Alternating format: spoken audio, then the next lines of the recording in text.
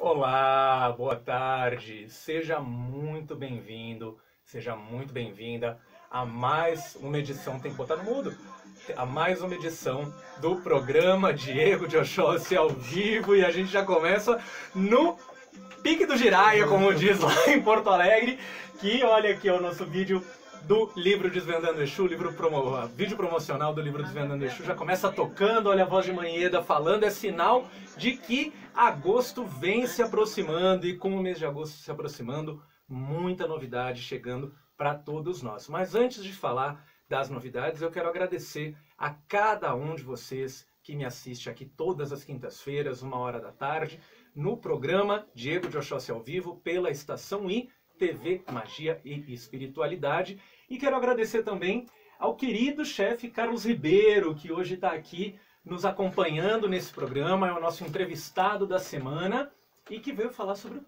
tema do nosso programa, né, chefe Carlos, que é: comida de santo se come? A pergunta que não quer calar. Comida de santo se come? Obrigado por ter vindo, obrigado por estar aqui conosco. É um prazer estar com vocês também. Maravilha! E eu comecei aqui, a gente já começou na correria, na vibração de Exu, porque agosto está chegando. E como eu comentei, existem duas aí. Duas não, vamos multiplicar isso aí, porque existem muitas novidades chegando para o nosso mês de agosto. Agosto que é tipicamente um mês em que se celebram justamente as forças de Exu e as forças do Orixá Omolu, do Orixá Obaluayê, o Senhor da cura, o Senhor que vem coberto de palhas, trazendo o fim de todas as dores, a cura de todas as doenças do corpo e da alma. Pai Obaluayê, que é celebrado e louvado durante as festas do Olubagé, o seu grande banquete sagrado, que não é à toa, né, chefe Carlos, que hoje o nosso tema é comida, porque a gente fala, né, Obaluayê serve, ele convida os fiéis a comerem do seu banquete, a comerem as suas comidas típicas, as suas comidas de santo, justamente para que, ao ingerir o alimento, esse alimento se transforme em remédio para o corpo e para a alma, curando toda e qualquer dor. E aí é que vem, mais uma vez, eu brinco aqui, toda semana eu digo, eu gosto de provocar, eu puxo a atenção, eu chamo a atenção do povo, mas eu faço muita provocação. Gabriel é meu assessor de tecnologia aqui no programa e está sempre trocando essas provocações aqui comigo, porque a nossa pergunta de hoje é essa, né, chefe? Comida de santo se come? A gente pode comer? É uma oferenda, ela é um alimento, ela é um prato? O que é comida de santo? Existem, dentro da sua pergunta, existem várias respostas, até porque o alimento, na sua essência natural, ela nutre o corpo, que por sua vez carrega você dentro dela, seu espírito, sua alma, como a gente quiser chamar. E esses alimentos, e uma das coisas que existe dentro do candomblé é que todas as relações com os orixás, além das orações, além de uma série de outras coisas, está muito bem representada o alimento. Então, desde que eu me entendo conhecedor do candomblé e das raízes das religiões de matriz africanas, todas elas estão ligadas diretamente à alimentação. E ontem eu até ouvi, conversando com uma pessoa, eu vi ela dizendo assim: a melhor coisa do mundo é comer. Então, assim, que delícia. O ser humano, ele é movido a esse desejo. E eu sempre digo que desde o período da gestação, nós nos alimentamos através do cordão umbilical de nossas mães. Qualquer pessoa sabe disso, né? O início da vida, ela começa comendo. Quando nós nascemos, a nossa mãe nos alimenta com o seu próprio leite materno. Quer dizer, o alimento, ele é um elo de ligação entre os humanos e o sagrado. Até me arrepio falando isso, porque eu acho muito bonito. Eu lembro das nossas vidas, da minha vida, e uma vez eu assisti um filme chamado Temperos da Vida, em que a abertura era essa: uma criança batendo dentro do ventre da mãe. Na sequência já tinha o seio, a mãe querendo, e a criança rejeitando, porque às vezes as crianças têm dificuldade de conseguir o bico do peito. E aí depois mostra uns velhinhos andando, que quando a gente fica velho, a gente se alimenta de outras coisas, mas continua se alimentando. Então, assim, o alimento, ele tem essa relação com o ser humano e com o sagrado.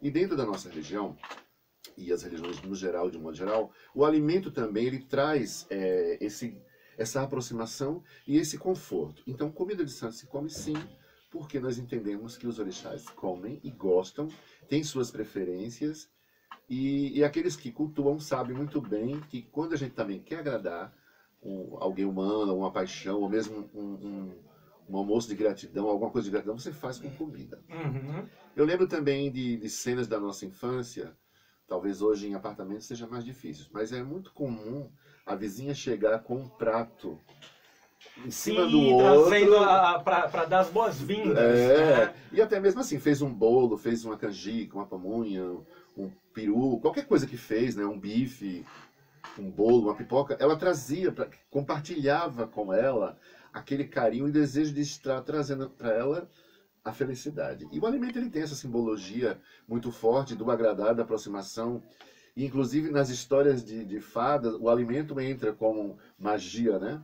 A Branca de Neve come a maçã e morre, a outra princesa sempre tem uma história ligada ao alimento. Então, o alimento ele está presente em nossas vidas. E se nós acreditamos numa força que também nos religa a esse sintoma da vida, o alimento ele é vital, não somente para o nosso corpo, mas também para que o nosso corpo se sustente, para que nós possamos evoluir como seres em nossa temporada aqui. Maravilha, maravilha. E eu sei que você é o grande chefe que coordena, que pilota o Na Cozinha Restaurante, que fica aqui na Haddock Lobo, né? Um restaurante especializado em picadinhos, mas você também tem uma passagem aí pelo candomblé, uma passagem com os orixás. Inclusive, a gente estava conversando essa semana e eu descobri que você já escreveu outros livros sobre comidas de axé também, né? E participou junto com a Bel, criou uma receita inspirada no trabalho da Bel Coelho, que é uma amiga querida,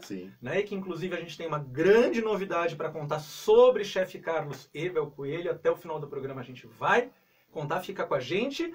E como é que é essa relação? Ou existe diferença entre cozinhar para o ser humano, cozinhar no nosso dia a dia e cozinhar para os orixás? As diferenças elas são semelhantes e diferentes ao mesmo tempo. Porque quando a gente cozinha para o humano, assim, para os amigos, para os clientes, a gente tem que ter cuidado, zelo, seguir receita, procurar surpreender, entrar com as especiarias, né, do qual você já falou muito, que ela sempre diz assim, que ela tem o tom de magia. E na verdade, o restaurante Na Cozinha é um restaurante que se tornou reconhecido pela questão dos picadinhos, mas desde o início, em 2009, quando as pessoas cozinhavam, mas não estavam ainda assim, nesse conjunto, né, de todo mundo pensando em mostrar essa riqueza que existe dentro da comida de santo. E eu lembro que o meu pai de santo, que é o professor Wilson Caetano, ele tem um livro chamado Banquete Sagrado. E ele é um livro muito interessante, que não é um livro de receitas, mas as receitas estão diluídas dentro do texto, elas são narradas, né? E pelo fato de muita coisa ter sido narrada, muita coisa foi perdida. Ou então não é repassada, né? Assim, pelos mais antigos. E daí eu comecei a pensar, nossa, se eu tenho um restaurante, se a minha cozinha é brasileira, já usava dendê, já usava muitas especiarias, né, que os africanos trouxeram junto com eles, eu pensei, então vamos... Aí quando eu comecei a ler esse livro, tinha um capítulo que dizia O Poder das Mulheres de Saia. Olha, O Poder das Mulheres de Saia, um nome de peso, hein? E quando eu abri aquele capítulo, eu fui lendo e vi que assim, estavam ali as mulheres, os orixás femininos que cozinhavam, se destacavam por seu poder de cozinhar. Aí eu falei, Carlos, você leia mais esse livro que você vai encontrar. Daí eu conversando com o pai Wilson, ele me disse, Carlos, olha, se você observar, você tem pelo menos um calendário com 16 possibilidades de você cozinhar com aquilo que cada santo gosta.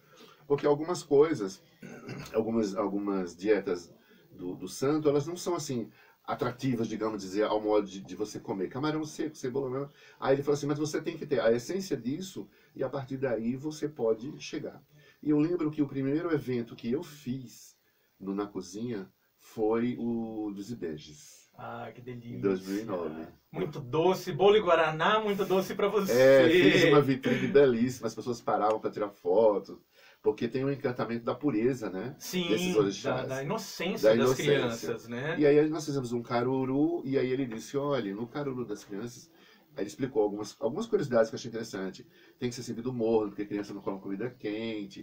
E assim foi super bonito. Então, com um pouco da experiência que eu tive da leitura, eu conduzi isso. E me empolguei. Na sequência, eu fui fazendo outros, né? E eu lembro que um dos que mais me chamou a atenção foi o que eu tinha menos conhecimento, que era no ano seguinte já estava afiado, todo mês tinha um santo para se comer na casa, um banquete sagrado. E aí foi o de Nanã. E aí, assim, aí come porro, come isso, come feijão, come aquilo, batata doce e tal, a coelha e lá. E eu lembro que eu montei uma vitrine, eu montei uma vitrine, que aquilo foi muito inspirador, porque eu não sabia do que se tratava, nem que realmente as cores eram roxo, lilás, predominavam. Eu lembro que eu coloquei umas prateleiras de barro que eu tinha, de barro de feito à mão, bonitas, e coloquei uns vasinhos de flores e coloquei, por acaso, umas flores lilás que estavam lá no restaurante, foram compradas não por mim. E aí coloquei um fogareiro de barro que eu tinha ganho, uma panela, e aí não tinha mais nada para botar. Eu botei um monte de colher de pau. Quando eu mandei a foto para o Poli viu, ele falou assim, eu não acredito, onde você viu isso? Eu falei, isso, acho que eu fiz alguma coisa errada. Bobagem, né? Aquele medo de mostrar pro pai de santo. Eu falei, nossa, onde você achou isso? Eu falei, aí contei, falei assim, tá super correto, o barro, a madeira, toda a mãezona, que tudo... que é cuidadosa, que é ranzinza, que é um monte de coisa, mas está corretíssimo. E o que você vai fazer? Eu falei, vou fazer uma costelinha de porco com um purê de batata doce. Eu disse, Carlos, eu não estou entendendo. De onde vem tudo isso? Tudo isso, né? Aí eu lembro que eu precisava fazer uma foto. E na cozinha a gente só pode botar na foto aquilo que vai realmente comer. Mas eu falei, não, eu vou botar uma flor. Aí aquela flor que eu tinha lilás era muito grande. Pois não é que tinha um vasinho de violeta dando sopa? Que é flor de nanã. Aí eu falei, não, é pra ser... Que é uma das ervas, das flores típicas do orixá nanã. Então, nós tivemos outros orixás que apareceram, mas os que fazem mais sucesso, digamos assim, os mais conhecidos hoje, a comida de santo para Iansã, que a gente faz em dezembro, a dos Ibejos em setembro, e a de Iemanjá, que é algo assim... eu ia falar dela agora, né? Porque para quem já me acompanha há algum tempo, sabe que todo mês de fevereiro, março, eu participo a convite do chefe Carlos. Participo não, vou lá para dançar, para festar, para louvar os orixás e a Dona Onça, né? Com as águas de Janaína, o aniversário do Bar da Dona Onça. Exato. Que é também uma celebração a Iemanjá. Exato. Né? E a gente teve o prazer de já dois ou 3 anos, três, né, já. 3 anos já, de estar lá naquele momento. Esse ano foi uma coisa impressionante, mágica, porque geralmente fevereiro, março é um mês que faz calor. Aqui em São Paulo não costuma... Março costuma chover, mas fevereiro nem tanto. E esse ano, na hora que a gente estava... Foi só água. Literalmente lavando as calçadas com as águas de Janaína, desabou a chuva, né? Desabou muita chuva. E nenhum de nós saiu, né? A gente mostrou o que veio, deu o nome. A festa cresceu. Esse ano foi o 9º ano. O ano que vem eu acredito que será muito maior. Que serão uns 10 anos, uma data muito especial. 10 anos de água de Janaína. E essa festa começou a gente falando do que fazer e tal. Vamos fazer, vamos. Fizemos para amigos. Mas já foram uns amigos assim, já tinha baiana de escola de samba, já tinha bateria, já tinha a Dona Carmen. Só gente íntima, assim, umas 300 pessoas. Mas aconteceu e depois a gente fez a segunda, a terceira. Depois a coisa foi ficando necessitando de mais zelo, cuidado. E focando muita energia, digo assim, de planejar quem vai, o que vai ter, o que vai comer. Então essa é uma festa realmente que já entrou pro calendário da cidade. Já entrou pro calendário, né? Eu já fico ansioso. Esperando. A hora que a gente termina um ano, eu já fico ansioso querendo a próxima. Com muita afoxé na rua, muita comida típica dos orixás. Muita gente, né? E muita gente, né? E o povo não arredou o pé da chuva. A chuva era o mínimo. Esse ano foi lindo demais, demais. E eu acho que legal que as pessoas entenderam que aquela chuva era uma chuva para abençoar. Era uma bênção, né? Era realmente uma lavagem. Como na Bahia existe a lavagem das escadarias do Bonfim. Aqui em São Paulo nós temos as Águas de São Paulo, que é um evento religioso organizado justamente pela ONG As Águas de São Paulo, mas temos também o Águas de Janaína, né, que vem lavar a calçada do edifício Copan, que também é um ícone da cultura de São Paulo, né, da cultura da metrópole. E, na verdade, essa festa sempre foi no dia 2 de fevereiro, porque o aniversário de Janaína, se eu não me engano, é 3 ou ao perto da data. Aham. E o nome dela faz jus a tudo, né? Chefe Janaína Rueda, que no sincretismo Janaína é uma das energias que se sincretizam com o orixá Iemanjá. Exato. Né? O Iemanjá que é a mãe de todos, a senhora dos seios que alimentam, e também cai nessa questão da comida sagrada, porque Iemanjá se torna a mãe de todos, uma vez que os seios alimentam a todos os filhos, né? Dão de comer, nutrem. E o próprio biotipo da Janaína lembra muito Iemanjá, os cabelos, os olhos azuis, os seios flacos. Lembra muito. Ainda que Dona Janaína Rueda seja filha de Yansan, que a gente bem sabe. Aliás, um beijo pra querida Janaína Rueda. Pra você. Mas ela lembra, realmente, o biotipo dela é um Iemanjá que traz espada, um Iemanjá que anda junto com o Yansan, ou um Yansan que anda junto com o Iemanjá.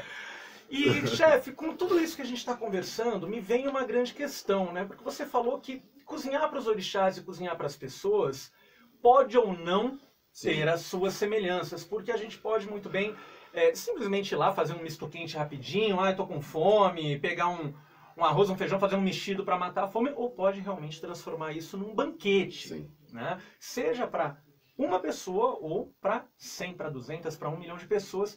O que depende, o que muda então é o carinho que se coloca, é a energia, o propósito do preparar esse prato. Eu tô certo? Tá certo. O propósito principalmente, porque quando você faz uma comida para determinado orixá, você tem que obedecer e ver a orientação, quais são os pré-requisitos ou preceitos que se trazem para a comida daquele orixá. O que se pode, o que se não pode. E isso é comum em outras religiões. Por exemplo, no judaísmo a gente vê isso muito claramente. Até mesmo as comidas de outras religiões, como a católica e tal, algumas comidas festivas de santo, elas estão ligadas a um sentimento de amor, de respeito, de compaixão, de agradecimento, principalmente, né? E no candomblé em especial, por exemplo, eu cozinho já há um bom tempo, boa parte da minha vida, e eu vou contar uma história íntima aqui, nossa. Olha, lá vem! Você me pediu para fazer um peixe na sua casa. No dia verdade! E eu me senti honrado, mas ao mesmo tempo fiquei nervoso, mas não aparentei. Fiquei calado, com medo que desse qualquer coisa errada, assim, que o peixe queimasse. Verdade, no dia do meu buri, exatamente. Você falou assim, Carlos, já que você está aqui, você pode fazer um peixe pra gente, taranana, e uma galinha também. Foi mesmo. Eu falei, gente, eu posso. E o medo, assim, eu falei, estamos aqui em Mariporã, se eu queimar esse peixe, não vai ter como. Gente, é verdade, eu não lembrava dessa história. Essa história que o chefe Carlos está contando foi no dia da festa de Oxóssi, dia 7 de abril, que nós rodamos o presente a Iemanjá. E foi o chefe realmente quem me deu, ele não teve a honra, ele me deu a honra de preparar o peixe e o frango, a franga, né, que vão no presente, que são oferecidos em presente a Iemanjá. E eu, de fato, nunca tinha feito isso. E, de fato, assim. aí colocou a mão na comida sagrada, né, chefe? Eu nunca tinha tido feito isso assim. Às vezes, lá no terreiro do Pai Wilson, a gente ajuda determinadas coisas. Mas eu nunca fui à frente de fazer. Eu me senti fazendo o prato principal da festa. E foi. Aliás, agora eu tô me lembrando, olha, o tempo vai passando, a gente entra no corre-corre. Você fez o peixe e a franga de Iemanjá, mas preparou também uma receita exclusiva. Gente, eu disse, quem teve a honra foi eu, porque para Oxóssi, né? Uma receita que foi servida aos convidados, né? Sim, foi. Nós fizemos fazão e nós fizemos um arroz de fazão e depois umas lascas de galinha da Angola, o cuscuz marroquino e as frutas secas, que eram ingredientes que aproximavam digamos assim, ao comer daquele orixá. Não é? E eu fiquei muito à vontade para fazer, e foi muito bonito porque exigiu, digamos assim, toda a minha força, toda a minha energia, e eu me senti muito gratificado por isso, e as crianças não paravam de comer, porque eu imaginei, essa não é uma comida que vai agradar ao paladar das crianças. Mundo, nossa, né? As crianças voltavam toda hora, tem mais, eu quero. Você gostou? E depois as pessoas queriam saber o que tinha, cada coisa que tinha, né? O segredo da comida de axé. Exatamente. Qual é o segredo da comida de axé? Olha, a primeira coisa, como eu te falei, é você estar sabendo o que vai fazer, para quem você está fazendo, estar com a cabeça, o espírito, o corpo livre para aquilo, e a sua casa é um lugar que faz você se deslocar do mundo. Eu ficava cozinhando, vocês não têm noção da beleza que é olhar aquela janela e ficar cortando as coisas e olhando para aquelas montanhas. Então ali já não tinha jeito, porque o celular não pega, uma beleza. Né? A gente tá lá no meio do mato mesmo, domínio de Oxóssi. De Oxóssi. Então, a diferença é essa, porque você tem uma presença muito grande, você tem uma alegria, você tem, não digo nem que só horário, mas assim, tudo te envolve e faz você se sentir protegido faz você se sentir agradecido pelo aquilo que você é, porque você não pode cozinhar sem ter conhecimento. Pode ser o mínimo conhecimento possível. Eu sei fazer, sei lá, um mexidinho, mas você tem que ter esse conhecimento. Não é à toa, ele não vem à toa. Então, o fato de eu chegar na minha vida profissional e estar dentro de uma casa de candomblé, fazendo um evento desse tipo especial. E eu lembro até como o convite surgiu. Nós estávamos na festa de Janaína. Foi. E você me falou, Carlos, eu tenho isso, assim. Aí eu na hora já disse assim, eu quero fazer. Exatamente, exatamente. Então, a gente às vezes, acho que começa a partir daí, quando você já começa a se dedicar a tua energia àquele orixá. Não é? Que não é o seu de cabeça, mas que faz parte da família religiosa, dos vínculos que você tem. Então eu me sinto muito feliz por isso. Eu lembro que no dia também o pai Roder ficou muito feliz, muito agradecido com isso. E meu pai também ficou muito... Todo mundo fica muito feliz, né? Que na verdade nós somos primos, né? Nós somos primos de religião, né? O candomblé, ele reproduz a família. Então quando a gente fala, o meu pai de santo, a minha mãe de santo, a gente não está falando só de uma relação religiosa, né? De com quem a gente vai jogar o búzio, de com quem a gente vai se orientar espiritualmente. Na verdade, e é uma pena que isso, em muitas situações, vem se perdendo com essa liquidez do século XXI, né? O filósofo Bauman falava muito, né? Dos tempos líquidos, de como as relações hoje em dia elas são triviais, elas são frívolas, e isso acaba, assim, se refletindo dentro da religião, mas o principal objetivo do candomblé, isso na sua origem, lá em 1700, 1800, até os dias de hoje, é reconstruir a família. Né? Então, quando eu falo, o meu pai Rodney, e aqui a gente comentou, né, que nós somos primos de religião, isso é muito mais do que uma brincadeira, isso é muito mais do que um agrado, uma convenção social. É realmente uma reprodução dos vínculos familiares, né? O respeito que se tem, a reverência que se tem a quem nos inicia dentro do candomblé e a quem nos orienta dentro do candomblé, é realmente um reconhecimento, um respeito filial. Né? Como o meu pai Rodney, que é meu pai de santo, para mim, tem o mesmo valor, tem a mesma importância, tem o mesmo grau de confiança, né, que o meu pai carnal, que o Mário, né, meu pai carnal. Você com o pai Wilson também né, tem um vínculo de amizade que transcende o orientar, o que vai ser da minha vida, jogo de búzios e etc. E nisso, dentro do candomblé vão se formando outras relações. Né, porque assim como tem o pai e o filho, tem o irmão e o irmão, a família extensa, né, reproduz a família extensa africana, e essa família precisa comer. Né? Tudo converge pro comer, pro banquete, pro preparar. Né? E com tudo isso, eu fico pensando que, seja dentro do terreiro, seja na cozinha restaurante, seja em casa, cozinhar é um ato de magia. Né? Cozinhar é um ato de magia. Tem um ditado, eu não sei se aqui em São Paulo era exatamente essa expressão, lá no sul diz que o amor a gente conquista pelo estômago. Né? Que a maior amarração, o maior feitiço de amarração que tem é um bom prato, uma boa comida, porque pega o marido pelo estômago. Então tem muitos dizeres, tem muitos saberes, né, que falam aí sobre cozinhar também ser um ato de magia. E você tem falado bastante aqui, né, inclusive o exemplo dos pratos de Oxóssi é um exemplo perfeito, porque quando a gente fala em oferenda, né, aos orixás, e principalmente do comer, do compartilhar essa comida sagrada, a gente não pode esquecer, ou melhor, a gente precisa sempre lembrar que todo alimento tem o seu poder.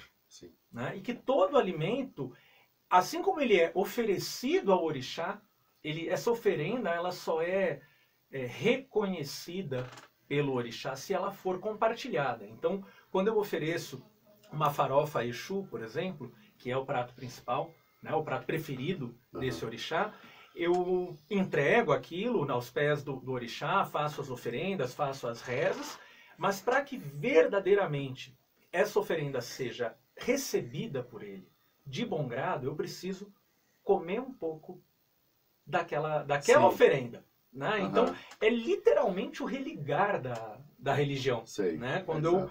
Quando eu me entrego e eu mostro para o orixá e digo, olha, está aqui o meu melhor, o seu predileto, como agradecimento, como oferenda, mas é tão bom que eu também quero.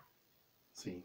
E ali o orixá reconhece a tua intenção, o teu potencial. Agora, a gente conhece alguns dos pratos, né? A gente fala muito, por exemplo, da farofa de Exu, Sim. que é talvez uma das mais conhecidas, o acarajé, que é o Isso. prato típico de Inhã, só que a gente tem 16 orixás, Aham. né? Minimamente 16 orixás, para não entrar nos meandros da coisa.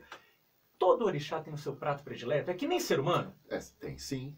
E pegando o gancho do que você falou, a questão da religião, a palavra já diz, um dos significados, diz que é religação. Então essa religação vem desde o convívio da comunidade, do convívio de aproximar mais as pessoas, de terem essa aproximação e não se perder, né, uma série de coisas, não se perder o crescimento um do outro, porque à medida que eu vejo você crescendo, eu também posso crescer junto, se eu for uma pessoa generosa, tiver boas intenções, né?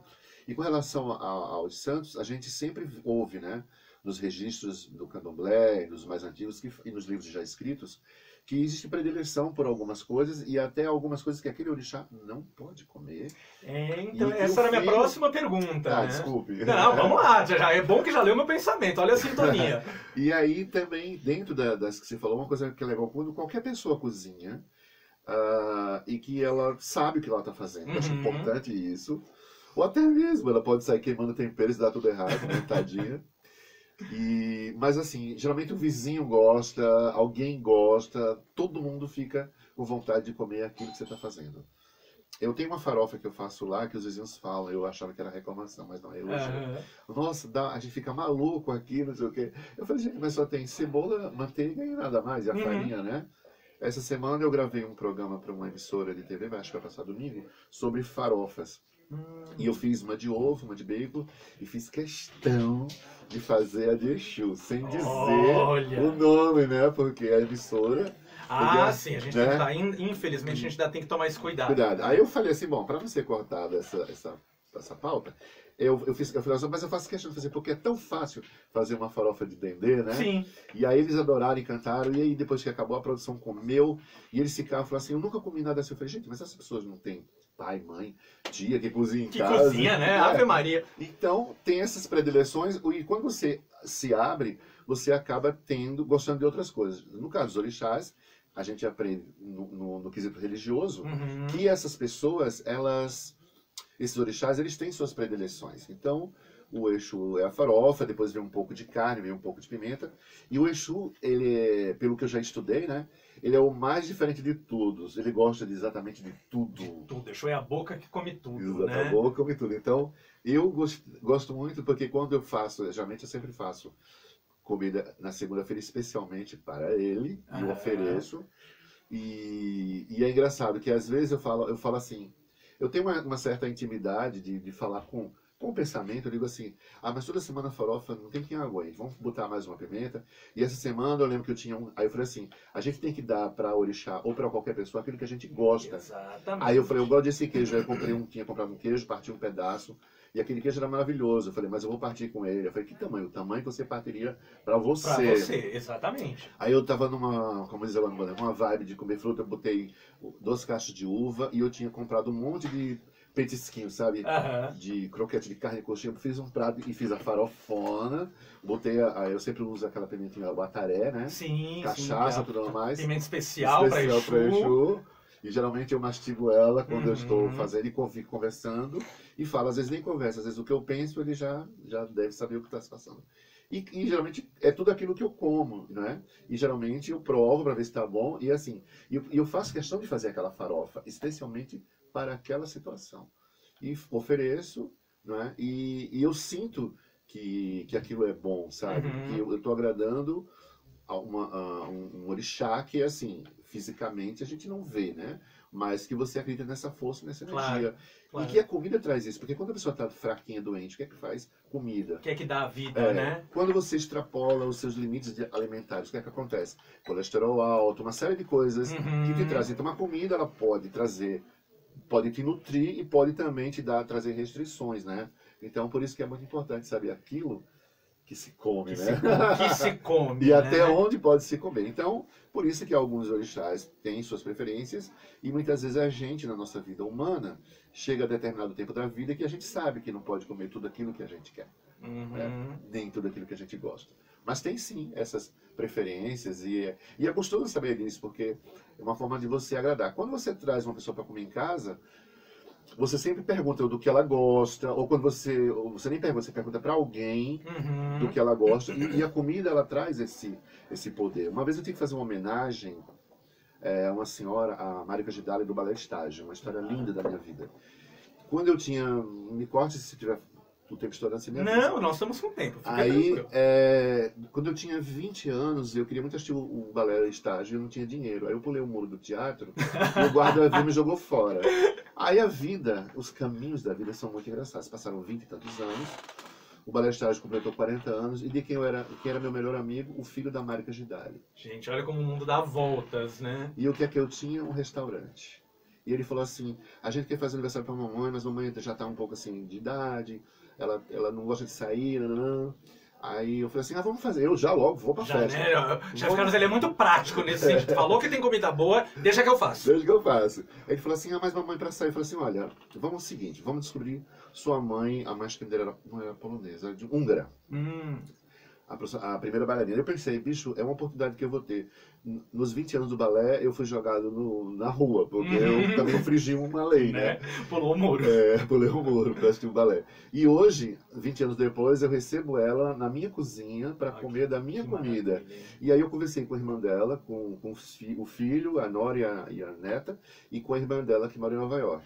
Daí ela me contou, olha, nós vínhamos de um período pós-guerra, a comida era difícil, então a gente comia repolho com arroz, nananã. Aí eu peguei aquela leitura, fiz um prato tipo um chucrute, não? Tipo um chucrute. E eu fiz mais alguma coisa que agora eu não lembro. E aí eu falei assim, mas vamos organizar essa festa melhor, vamos fazer uma coisa mais... Aí foi virando um evento. Já virou um evento, um grande banquete. E aí eu sei que a gente colocou as flores que ela gostava, a bebida que ela gostava, apesar dela não poder beber muito. E aí de novo a vitrine. Sabe o que nós fizemos? Um dos balés dela que eu mais gostava era o Quarupi. E ainda existiam algumas peças desse balé, e nós colocamos na vitrine, inclusive as sapatilhas dela penduradas na vitrine. Olha. Essa mulher quase teve um treco, depois eu fiquei com medo dela passar muito mal. E aí eu fiz um bolo, o bolo não era o que ela mais gostava, mas o que ela fazia para a neta. Trouxe uma memória tão linda. É próxima, né? Só que a neta me passou errado. E eu já tomei uma bronca, uma marca mais adriota. Porque é daquelas coisas bem professora bailarina, senhora, dona de si, né? Acho que ela tem um jeito assim, meio de ançã, sabe? Assim, sim, tipo, mas ela autoritária. Assim, olhou e pensou assim, mas esse bolo está completamente errado. Eu não faço assim, eu falei assim, mas ela falou assim, não, mas não é assim. Mas ficou bonito, né? Tá bom, não é isso, mas não é bem isso, mas é isso. E foi emocionante. Então, assim, como o lugar era pequeno, tinham pessoas...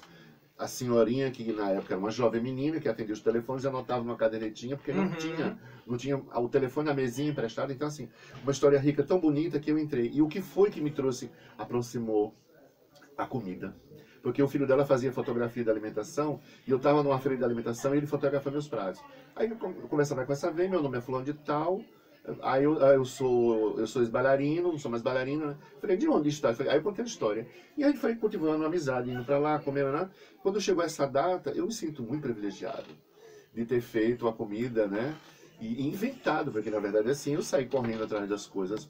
E tinha muitas ervas, assim, tinha erva doce, tinha noz moscada, tinha uns temperos que eu já conhecia, mas que eu nunca tinha usado aquele junto, eu arrisquei.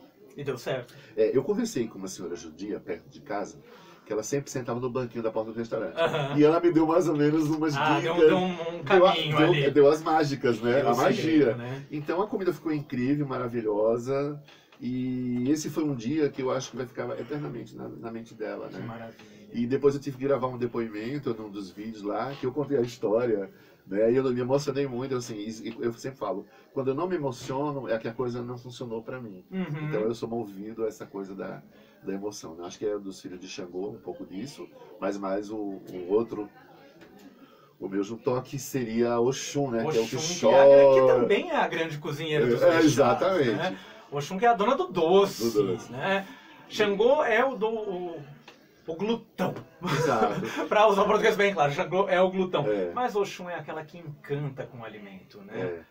E aí foi engraçado porque a gente teve todo aquele cuidado das taças, da louça que foi servida. Isso é uma coisa que o Oxum gosta, né? Sim, o Oxum é muito coquete, né? Muito elegante também.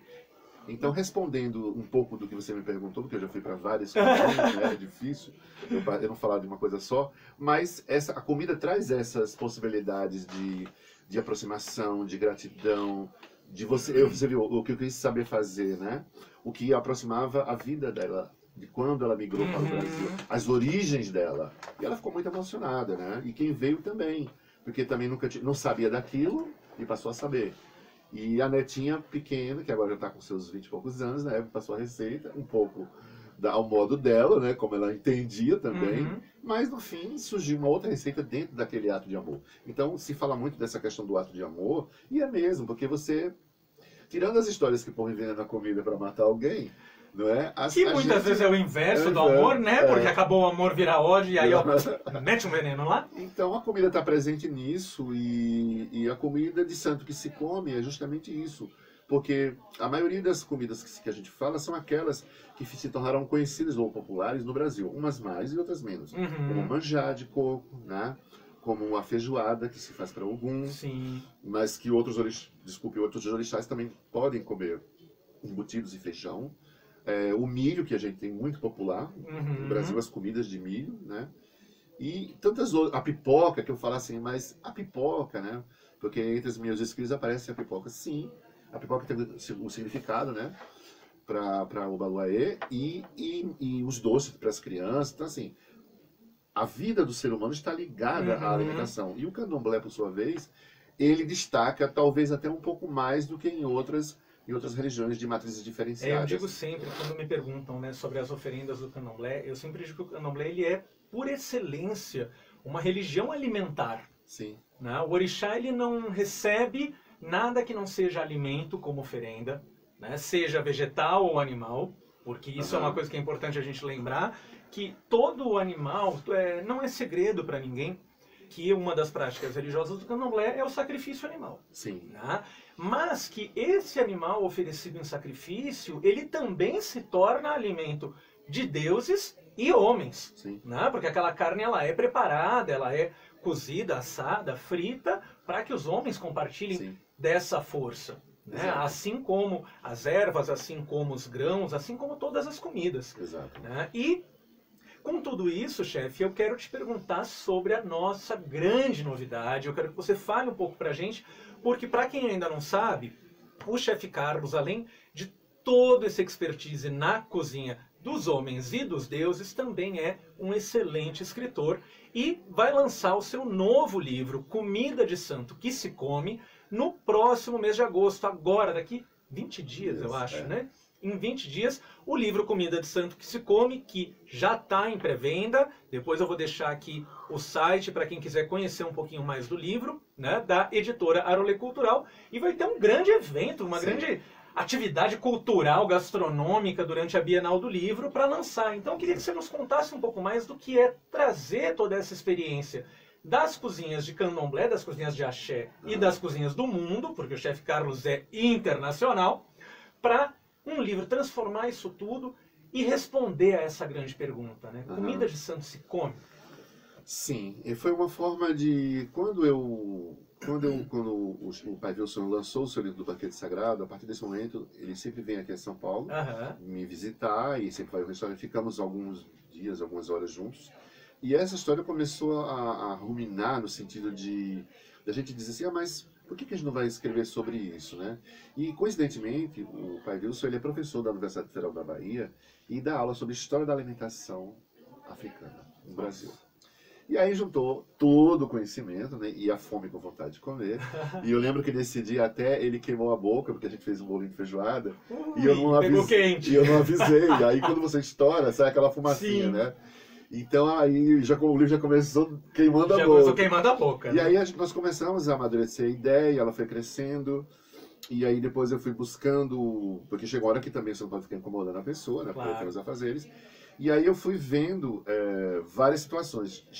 Eu fiz uma coisa que eu achei muito legal e que foi me preocupar com aquilo que o orixá de fato come, a sua representação da sua autenticidade.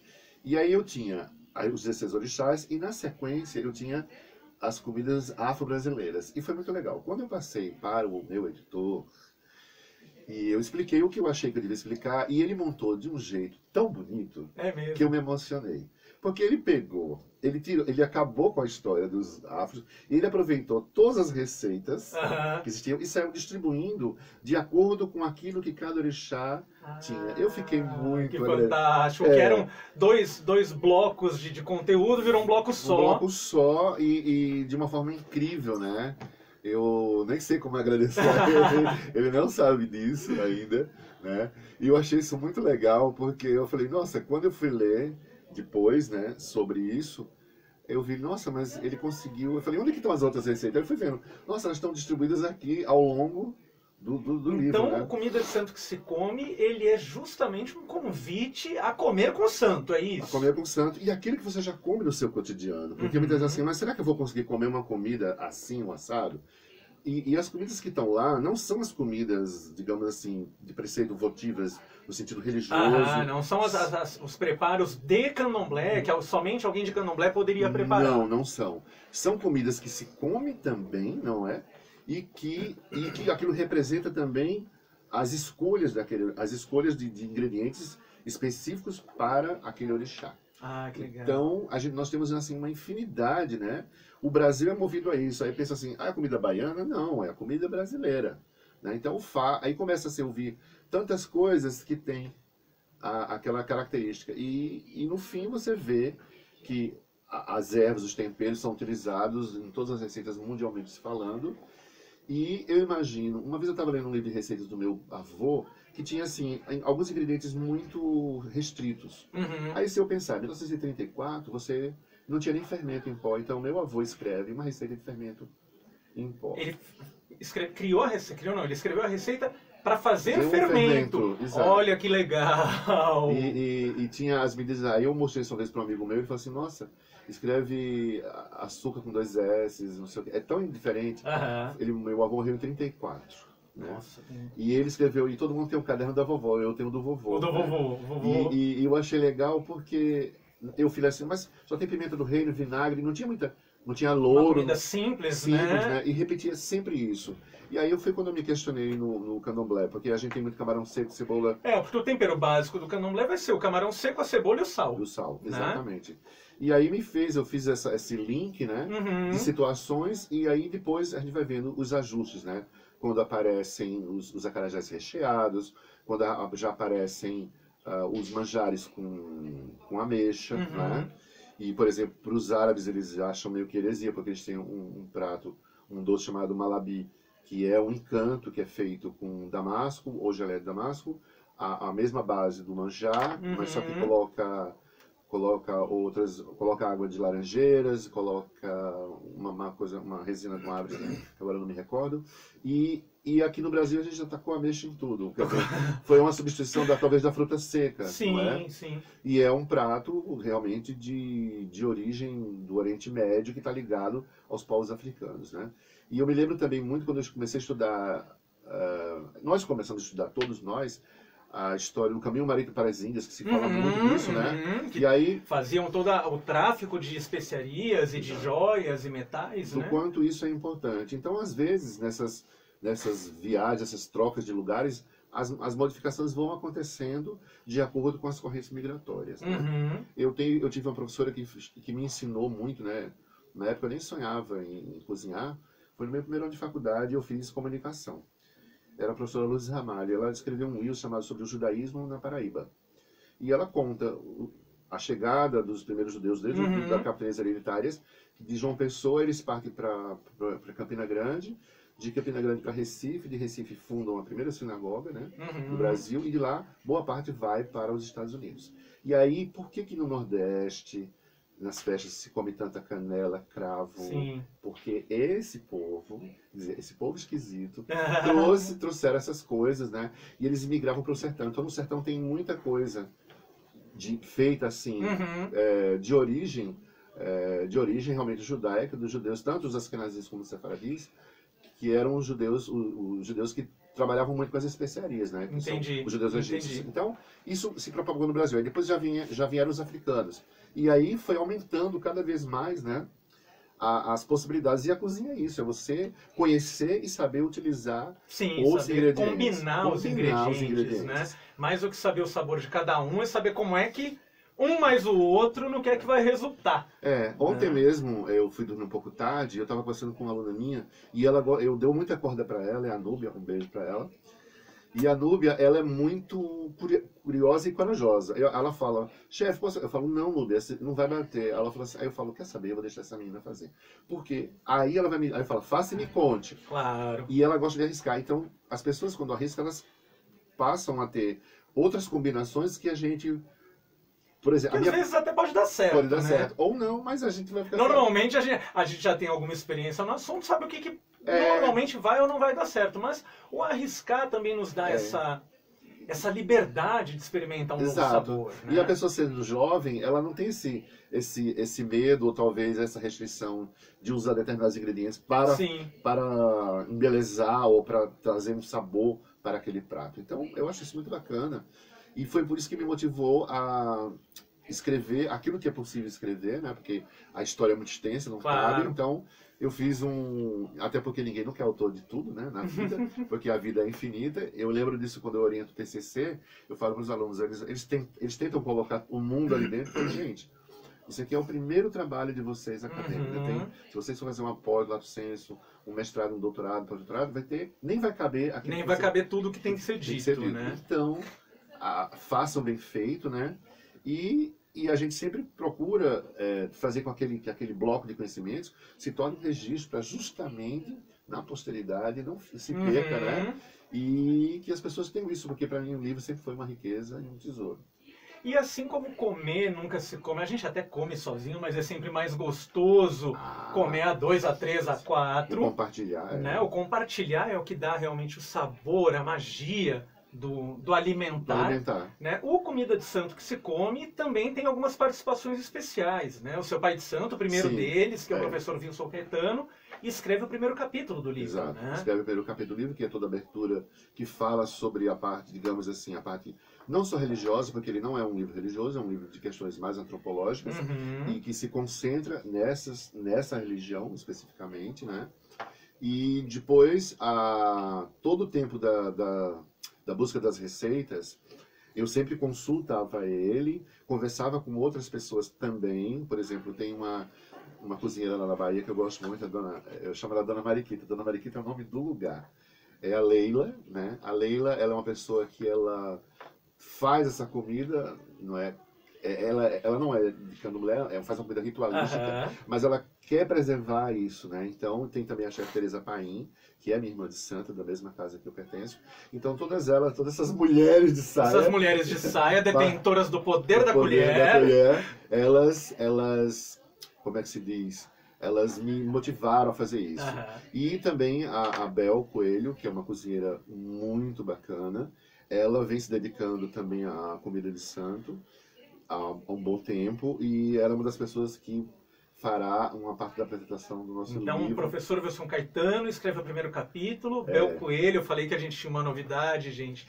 Tem livro novo do chefe Carlos Ribeiro, chamado Comida de Santo que se Come, que tem um convite à boa mesa aos orixás com bons convivas também. Né? Então, Bel Coelho escreve uma colaboração ao livro também. Exato. Né? Bel Coelho que tem um projeto de comida sagrada. Já né? veio, que eu acho que há mais de 6 anos, acho que ela vem fazendo isso. Ontem à noite, uma outra pessoa me escreveu também, que talvez eu vou conversar com o meu editor para saber se a gente pode colocar... Se dá para entrar. Se dá entrar mais uma conversinha. Sempre igual coração de mãe. Né? Cozinha é igual coração de mãe. E foi muito legal, porque com essa coisa de redes sociais, eu acabei de ver um jovem lá do Rio de Janeiro que está fazendo um jantar, chamado Jantar no Escuro. Agora, desculpa, eu não lembro o nome dele. Eu vi alguma coisa sobre isso. E é um banquete aos orixás. Então, que legal que que tudo isso está vindo à tona, né? Como uma forma de conhecimento, de complementar a educação, porque o conhecimento, eu sempre digo, nunca é tarde, nunca é demais, né? E o lançamento do livro vai ser na Bienal do Livro.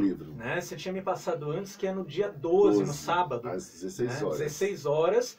Então, gente, quem quiser conhecer mais, conhecer o Chefe Carlos ao vivo, receber um beijo, um abraço, um autógrafo e uma receita, né? Sim.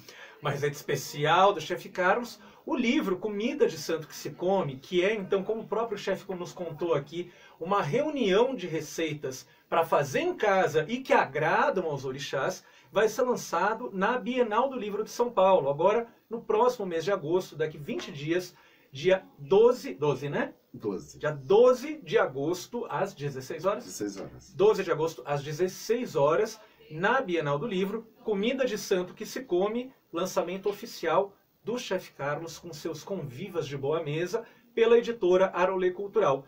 E se você não quiser esperar, né, o apressado come cru, mas muitas vezes o apressado garante o seu ingresso para a Bienal do Livro. Então, quem quiser já aproveitar, já encomendar o livro do Chefe Carlos, que está em pré-venda, e eu vi lá hoje de manhã, está em pré-venda e com promoção. Então, comprou na pré-venda, ganhou ingresso para a Bienal do Livro. Pode acessar o site www.arolecultural.com.br ou o site do livro também, né? Esse primeiro site é o site da editora, arolecultural.com.br, ou o site do livro do Chefe Carlos, www.comidadesanto.com.br.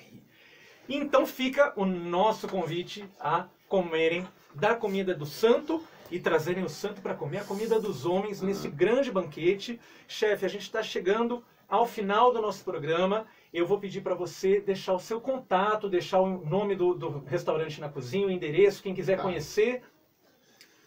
Então o restaurante chama-se Na Cozinha, um nome bem fácil de memorizar. Fica aqui próximo à Avenida Paulista, na rua Adoc Lobo, número 955. Então a gente abre segunda a sábado, não abre domingo nem feriados. Então, e lá é um restaurante escola, né? Quem quiser aprender a cozinhar também pode passar lá. Temos a escola também. Então, o nosso telefone lá da escola é 3063-5374. Então, o telefone da escola e restaurante Na Cozinha é o DDD 11 3063-5374. E, com isso, eu quero agradecer o carinho, a confiança de cada um de vocês que mais uma vez nos acompanhou. Agradecer ao Chefe Carlos, querido, pela presença, e deixar a lembrança: quer ganhar ingresso para a Bienal do Livro e garantir o seu novo livro Comida de Santo que se Come, acesse o site www.comidadesanto.com.br. Um grande beijo, até quinta-feira que vem, gratidão e abundância.